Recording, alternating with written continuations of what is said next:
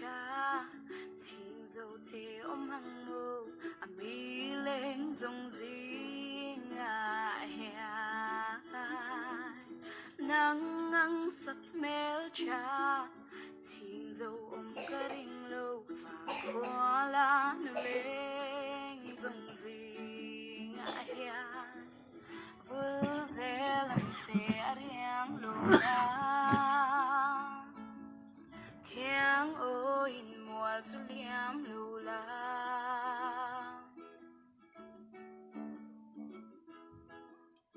Du thu ayang kasam sang ya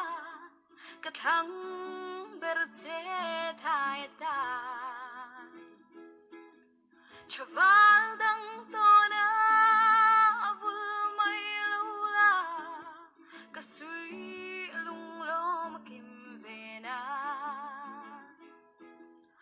Run mun han leng du nila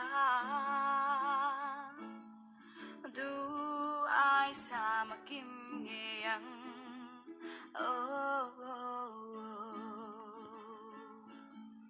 Du thu ayang han sam sang hian Akim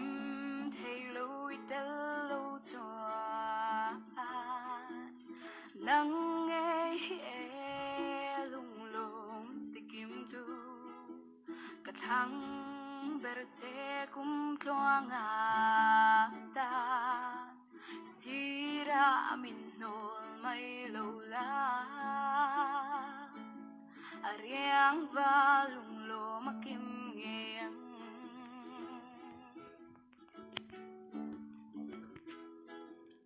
du thu ayang kasam sang ya kathang berce thai ta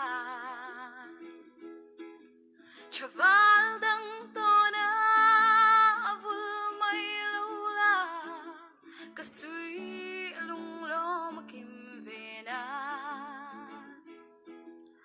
run mun han leng du nila Du ai sa makim ngeyang